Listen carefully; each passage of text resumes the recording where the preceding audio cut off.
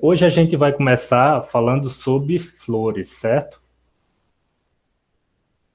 Então vamos falar aqui da morfologia das flores. Essa parte aqui é uma parte bem bonita, por sinal.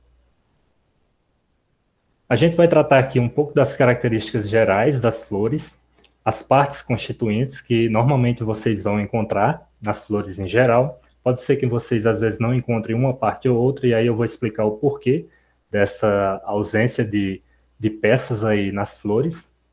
E algumas classificações inerentes a essas partes e classificações aí quanto ao sexo. Além disso, eu vou também falar o que é simetria floral, quais que são os diferentes tipos que você encontra aí na natureza. Então, pessoal, as flores, eu não sei se vocês sabem, mas elas são folhas modificadas. Então, na sua origem, as flores, elas são folhas. E essas folhas, elas são modificadas justamente para permitir que as plantas façam aí a reprodução sexuada. Então, elas são adaptadas para essa finalidade.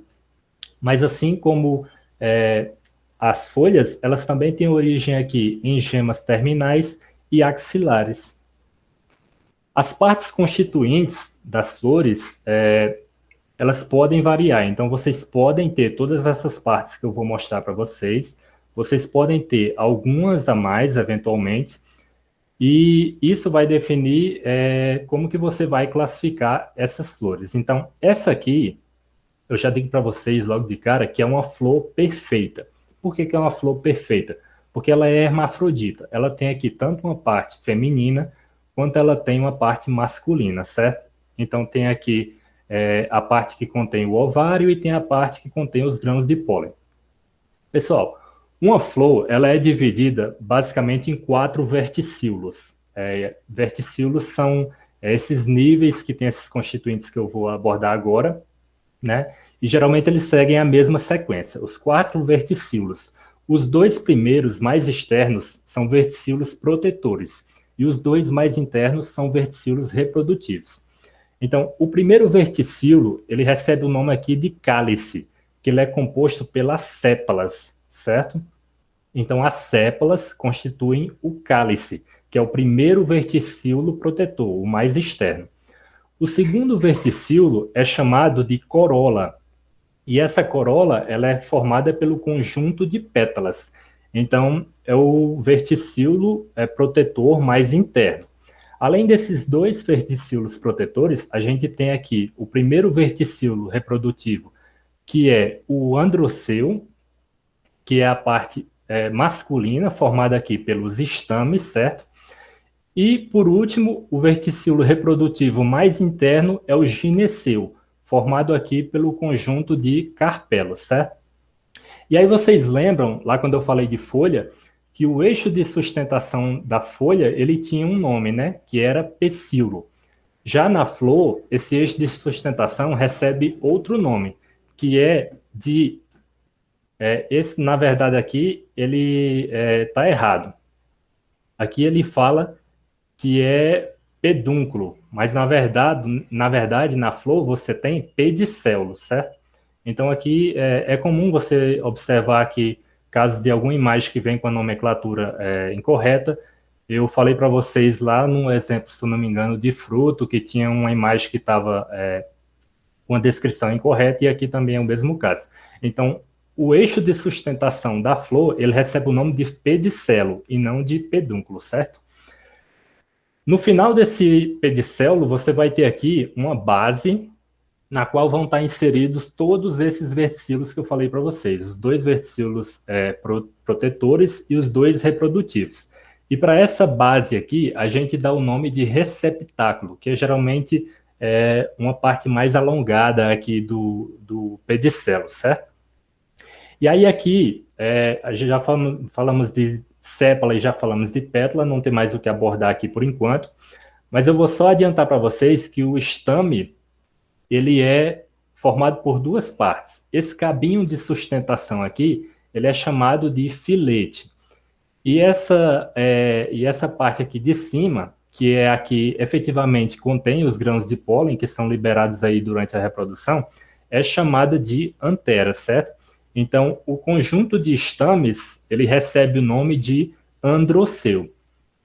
Já o carpelo, ele é formado aqui pela essa parte superior, que é onde o grão de pólen aqui, ele se adere para poder germinar, e essa parte é chamada de estigma. Temos o eixo aqui, que vai conduzir o tubo polínico até o ovário, e esse eixo recebe o nome de estilete, e por último a gente tem aqui o ovário, né, que contém os óvulos que vão ser fecundados. Então, isso aqui é a estrutura de um carpelo. Pode ser que a flor ela tenha mais de um carpelo, 2, 3, 4 e assim sucessivamente.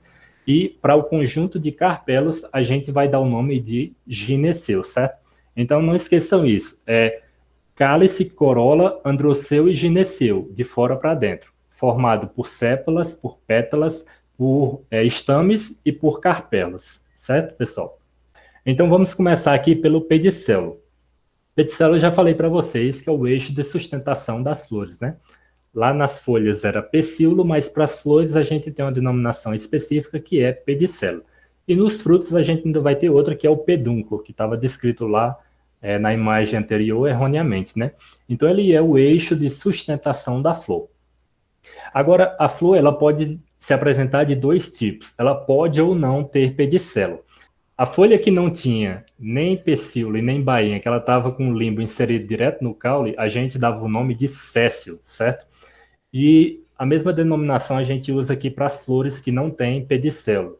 Então, as flores apediceladas são flores sésseis, certo? E as flores que têm pedicelo são flores pediceladas. Aí aqui a gente tem um exemplo aqui de uma folha séssil, em que todos os verticílulos que eu descrevi lá na primeira imagem, eles estão inseridos aqui diretamente no caule da planta, e a gente tem o exemplo aqui de uma flor pedicelada, certo? Depois do pedicelo vem a região do receptáculo, que é a região onde vão estar inseridos aí todos aqueles verticílulos, os protetores e os reprodutivos. Então, ela nada mais é do que uma dilatação do pedicelo, onde se fixam esses verticílulos. Então, nesse caso aqui, a gente tem aqui o término do pedicelo dessa flor. Essa flor, para quem não sabe, é a flor do morango. E aí aqui você tem a região do receptáculo. No caso do morango, é uma região bem evidente, o receptáculo é bem alongado aqui, e é onde vai estar inserido aqui o cálice, né, que são as sépalas, vão estar inseridos a corola, que são as pétalas, o androceu e o gineceu, certo? Então, tudo isso aqui está inserido na região do receptáculo. Agora, o cálice. Eu já adiantei para vocês que o cálice ele é o verticílulo protetor mais externo, então é formado aí pelas sépalas. Aqui vocês encontram as sépalas dessa flor aqui. Eventualmente, não é difícil de você encontrar flores que, na verdade, elas têm aqui um outro elemento aqui que não é pétala e nem é sépala. Então, esse elemento aqui, ele é normalmente denominado de calículo, certo? Então, ele seria aqui um apêndice ao cálice das flores. Mas o cálice é formado aqui pelas sépalas. E aí, a gente tem duas classificações principais, que desde já eu vou pedir que vocês prestem atenção nessa classificação, que é com relação à soldadura dessas unidades. Então, a flor ela pode ser classificada em dois tipos aqui, com relação às suas sépalas. Ela pode ser gamosépala, quando essas sépalas elas se apresentam unidas. Então, se você tentar destacar uma delas, ela vai acabar rasgando, então ela não vai se desprender facilmente. Ou ela pode ser dialisépala, quando essas sépalas estiverem todas separadas. Então, é bem simples isso. Gamo é junto, diale é separado. Isso a gente vai usar para sépala, para pétala, para androceu, para gineceu, certo? Para tudo isso.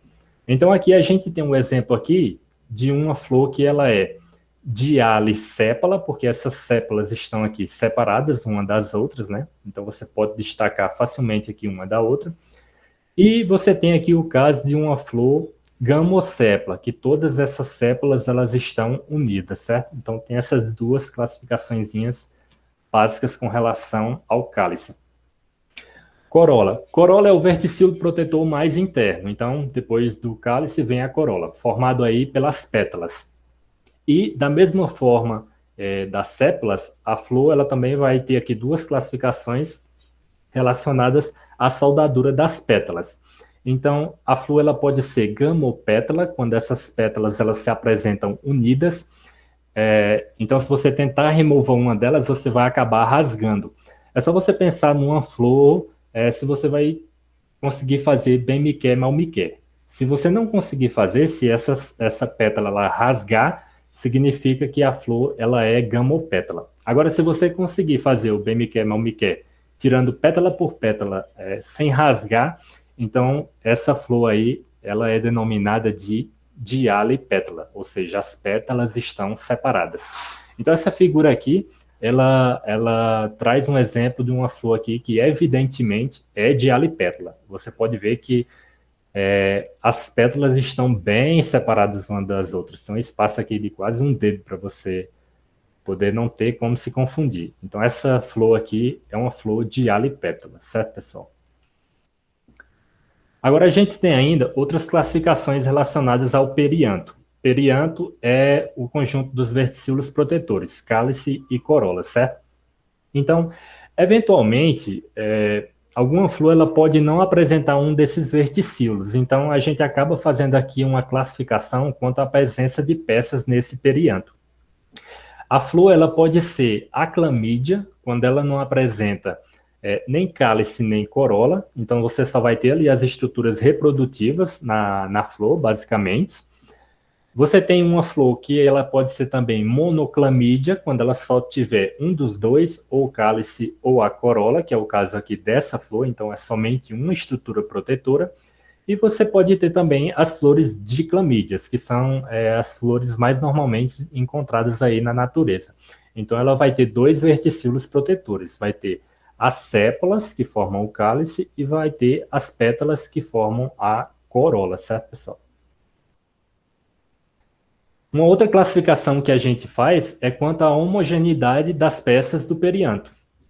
Então, a gente diz que uma flor ela é heteroclamídia quando a gente consegue fazer uma diferenciação bem clara do que é pétala para o que é sépala. Então, aqui nessa flor, você pode observar que a pétala ela é uma coloração branca, ela é mais macia, mais sensível, e enquanto a sépala ela tem uma coloração verde e é mais espessa. Então, é bem fácil de você ver aqui a diferença entre pétala e entre sépala. Então, para essas flores aqui, a gente diz que a homogeneidade do perianto ela obedece aqui uma característica heteroclamídia. Agora, tem flores que é muito difícil de você identificar o que é pétala do que é sépala, porque elas são praticamente idênticas. Então, para essas flores, a gente dá o nome de homoclamídia. Aqui, por experiência, eu posso dizer a vocês que aqui dá para ver, ó, 4 pétalas, porque elas estão aqui mais internas, ó. Então, isso aqui é pétala, isso é pétala, isso é pétala, isso é pétala. E mais externo aqui você tem 4 sépalas, certo? Mas como elas são muito parecidas, então a gente dá a denominação aqui de homoclamídia. Agora, pode ser que vocês encontrem flores que não fica fácil de identificar o que é pétala, o que é sépala, por essa diferenciação dos níveis. Porque, como eu falei para vocês, sépala vai estar sempre embaixo, né? E pétalas vão estar mais internamente na flor. Então, fica fácil de você fazer essa diferenciação aqui. Agora, quando você pega uma flor como essa aqui, ó, ela não obedece essa sequência, e por ela não obedecer essa sequência, fica praticamente inviável você identificar aqui o que é pétala e o que é sépala. Então, nesse caso aqui, a gente dá uma denominação para cada unidade dessa, que é tépala, certo? É só para você dizer, no caso, que você não consegue aqui identificar o que é pétala, o que é sépala, certo, pessoal?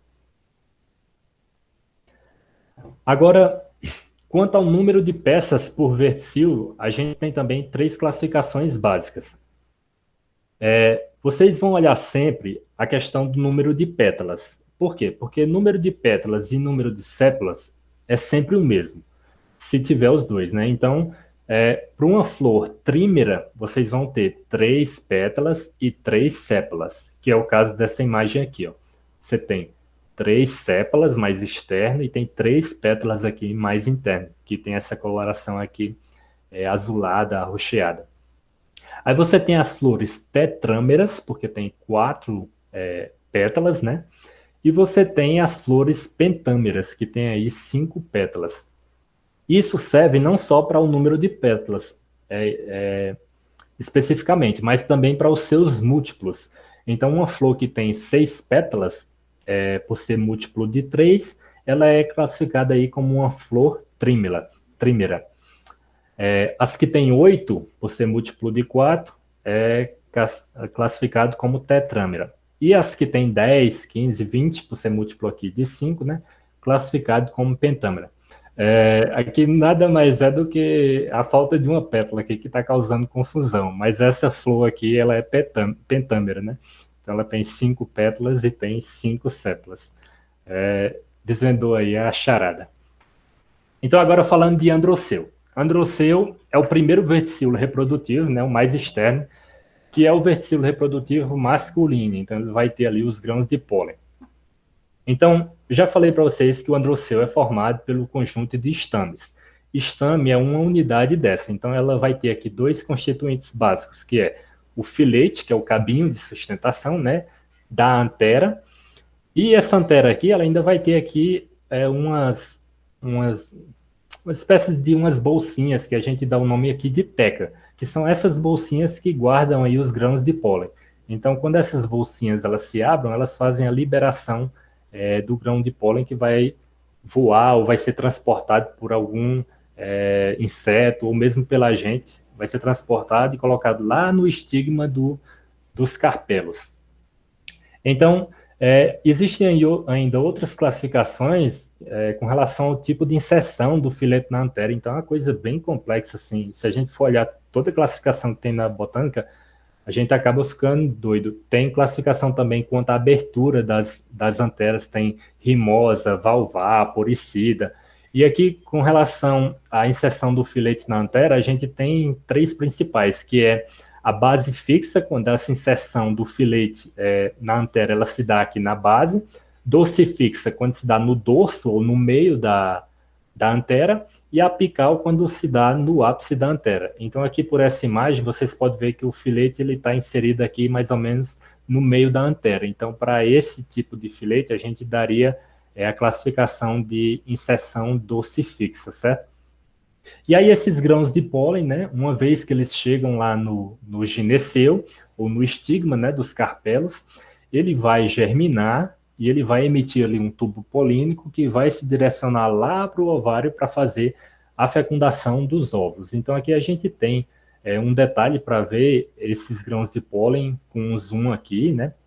Porque são estruturas microscópicas. Então é essa estrutura que carrega toda a informação genética de um dos indivíduos na reprodução sexuada, né? No caso aqui ele é o gameta masculino das plantas. É o grão de pólen.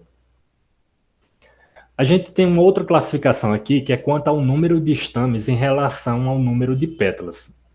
Então, são 4 classificações básicas.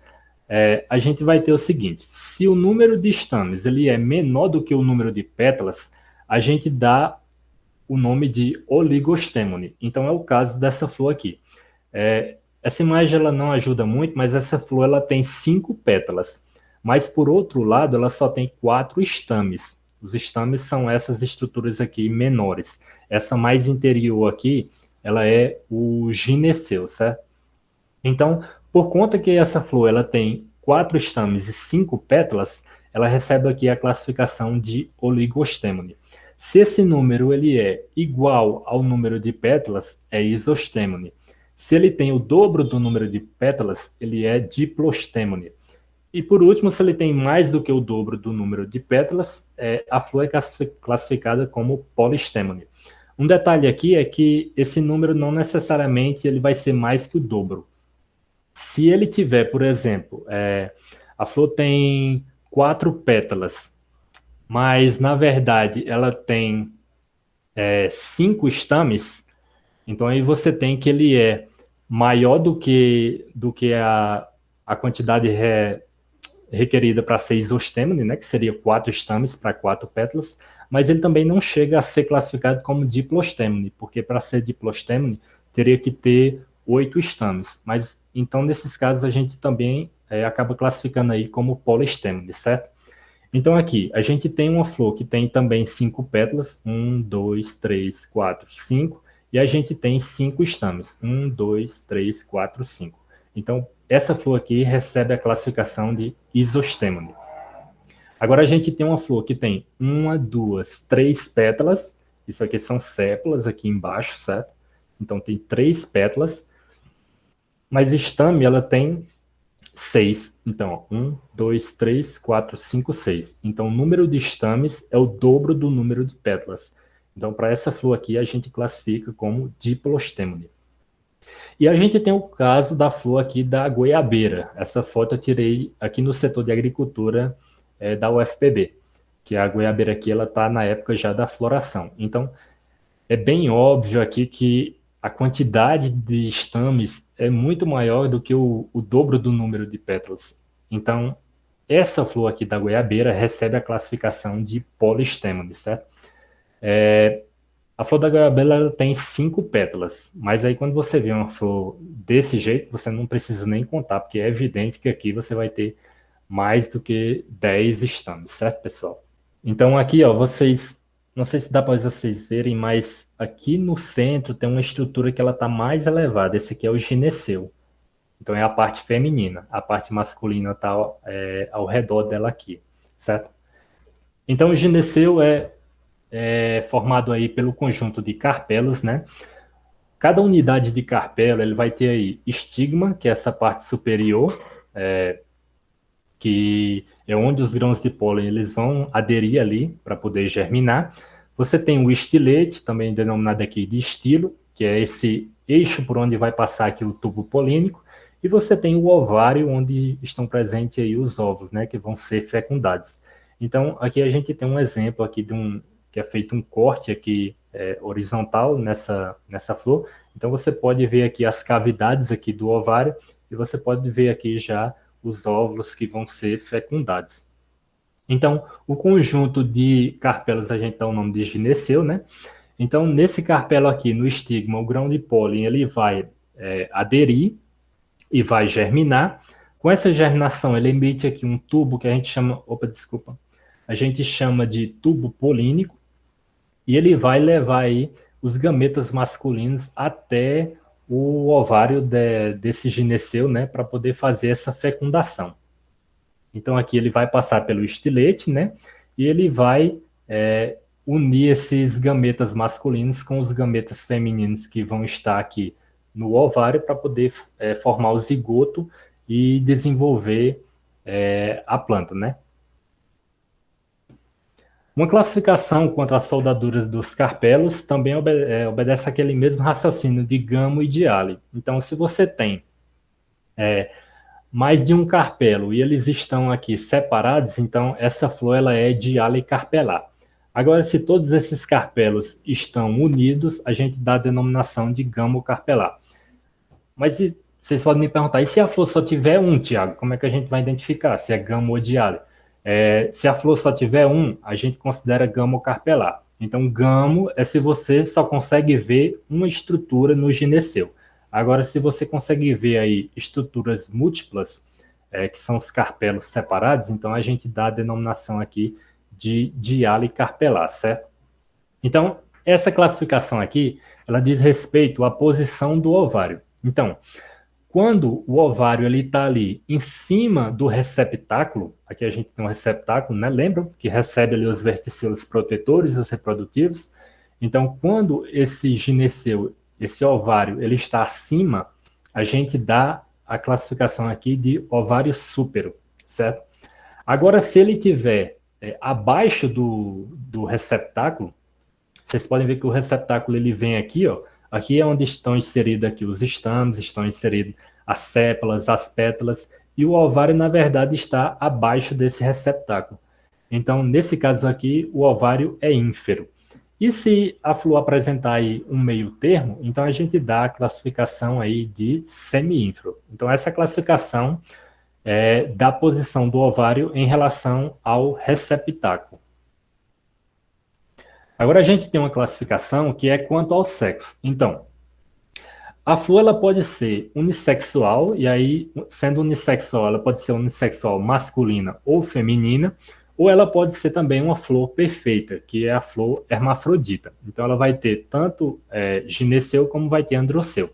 No caso da flor unissexual, não, que é o caso aqui dessa espécie. A gente tem o gineceu em uma flor, separadamente, e a gente tem o androceu em outra flor.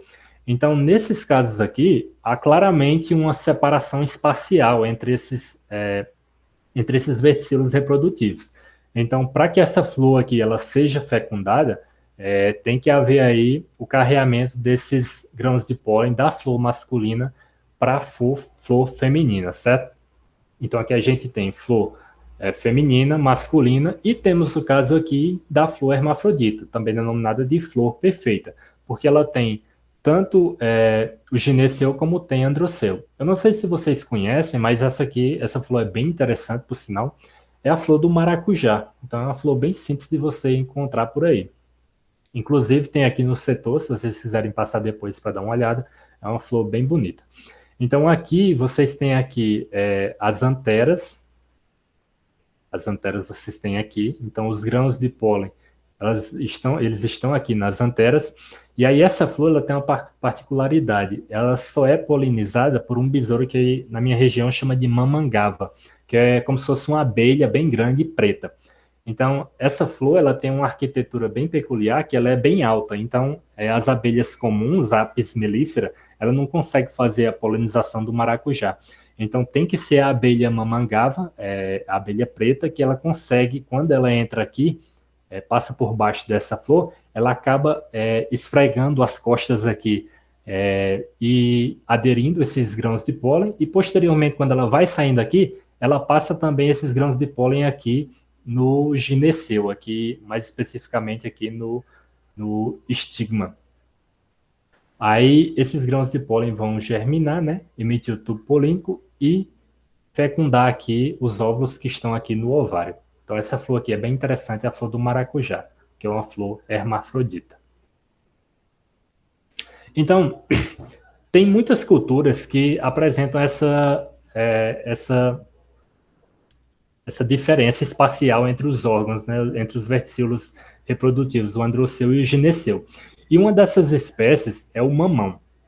Então aqui eu vou mostrar para vocês uma prática que eu fiz aqui no Laboratório de Agricultura, da UFPB.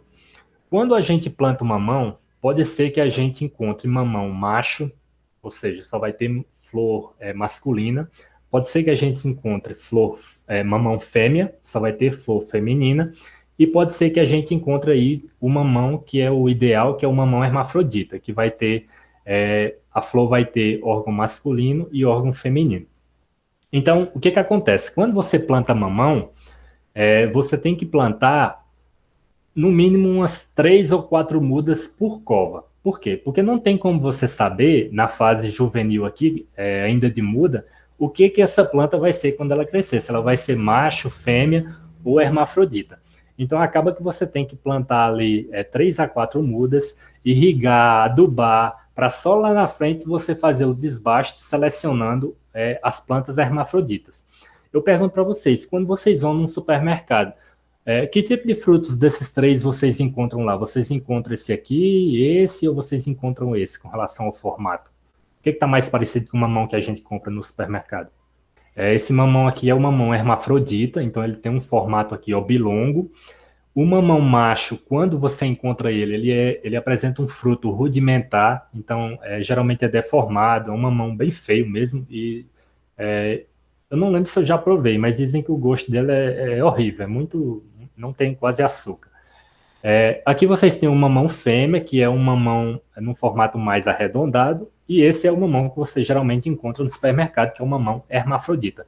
Então, a seleção que você faz, né, essa sexagem das plantas que você faz no campo, é com o intuito de você obter frutos com essa aparência e com essa qualidade que é obtido com as plantas hermafroditas. Então aqui eu tenho o exemplo das 3 flores que vocês podem encontrar nos mamoeiros. Você tem aqui a flor masculina. Se vocês atentarem, essas flores elas apresentam inclusive uma diferenciação quanto ao seu formato. A flor masculina ela tem uma base aqui bem fina e tem uma ponta mais alargada. A hermafrodita ela tem essa base um pouco mais grossa e também tem a ponta alargada, enquanto que a flor feminina é como se fosse só ponta, certo? Então, na flor masculina, o que vocês vão ver basicamente quando vocês abrirem é só o androceu, é só aquela parte que tem os estames, né? Então, os estames são essas estruturas aqui que vocês podem ver em amarelo. O amarelo aqui são as anteras, certo? Então, essa flor é uma flor masculina. Pode ser que uma flor masculina ela dê fruto, porque essa flor ela também possui gineceu, só que o gineceu ele é geralmente rudimentar, às vezes nem está presente, você nem consegue ver direito. Então, se acontecer desse gineceu ele ser fecundado, pode ser que venha a desenvolver um fruto, só que vai ser um fruto bem estranho e que geralmente a gente não come. Já a flor feminina é totalmente aceitável o fruto dessa flor para o consumo, que é esse fruto aqui arredondado, mas entretanto ele não é o tipo mais aceitável no mercado. Então a gente acaba não selecionando flores desse tipo. Agora, se você plantou 3 mudas, 2 delas eram macho e 1 era fêmea, aí paciência, né? Vamos deixar a fêmea, faz a sexagem eliminando as 2 plantas macho, certo? Agora, se só tem 3 machos na cova, aí não tem o que fazer. Arranca tudo porque vai ser só gasto aí de água, de nutrientes, de energia, de insumos que você vai ter, né, para poder produzir um fruto aí que não vai ter validade nenhuma no mercado. Então, aqui na flor feminina, vocês podem ver aqui o gineceu. Então, é bem gordinho aqui, ó, tá vendo? Esse aqui é o gineceu da flor. E vocês podem notar que não tem estame aqui. Vocês não conseguem ver as anteras amarelas, né? Então, essa flor aqui é uma flor do tipo feminina. E por último, a gente tem a flor hermafrodita, em que você consegue ver as 2 estruturas na mesma flor. Você tem aqui o gineceu, mas se vocês tiverem a oportunidade de observar, o gineceu ele já vai ter um formato mais alongado, já parecido um pouco até com o fruto aqui dessa planta. E também vai ter, né, o, o androceu aqui, formado aqui pelos estames, né? Então você consegue ver claramente as anteras que são aqui amareladas. Os estames, os filetes desses estames, eles estão aqui aderidos na pétala. Ele tem uma coloração branca e se você não prestar atenção, você nem consegue identificar ele.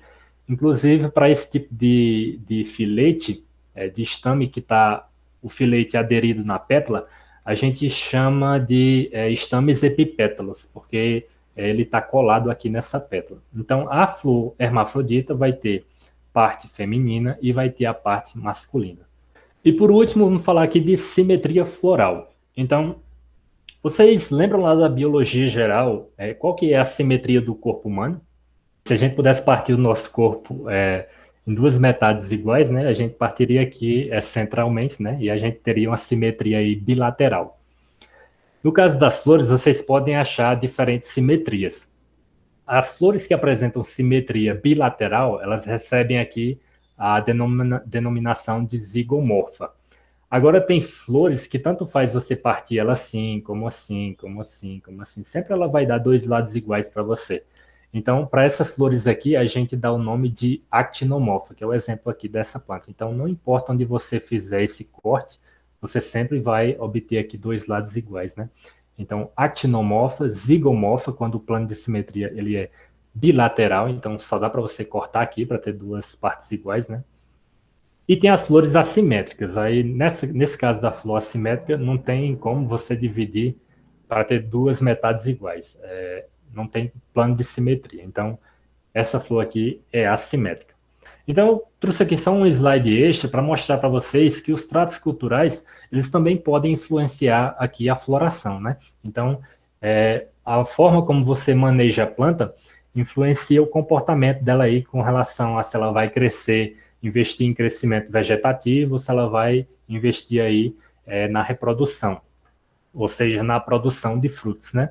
Então, essas fotos também são aqui do Laboratório de Agricultura. Então, eu vou mostrar para vocês como que a poda afeta aqui na floração. Aqui a gente tem uma planta de goiaba em que não tinha sido feita a poda aqui há anos. Eu acredito que cerca de 2, 3 anos que não havia poda nesse pomar de goiaba. Então, quando eu cheguei aqui, eu resolvi fazer uma poda aqui. Eu cortei esses ramos, que a gente chama de ramos ladrões, porque eles crescem aí indefinidamente se você não cortar ele, e ele não tem vantagem nenhuma, porque ele só vai propiciar crescimento vegetativo para a planta. E não é isso que a gente tem como interesse agronômico num pomar. A gente quer que a planta ela tenha ali uma conformação pequena, a planta tenha um porte pequeno, né? E que ela possa produzir vários frutos. Então, uma das formas de você fazer isso obter isso é através da poda. Então eu fui lá, eu cortei aqui esses ramos ladrões, né? Então a planta ela passou disso aqui para isso aqui. Então vocês vejam que a copa dessa planta ela tá bem mais interessante, né? Você consegue ali visualizar todos os ramos aqui na altura do olho sem problema nenhum, vai facilitar a colheita e tudo mais. Então, uma vez que eu faço a poda desses ramos ladrões, a planta ela acaba emitindo aqui novos ramos. Então, uma vez quebrada aqui o que a gente chama de dominância apical, essa planta ela emite novos ramos, né? E esses ramos é que vão aqui emitir as flores para dar origem aos frutos, né?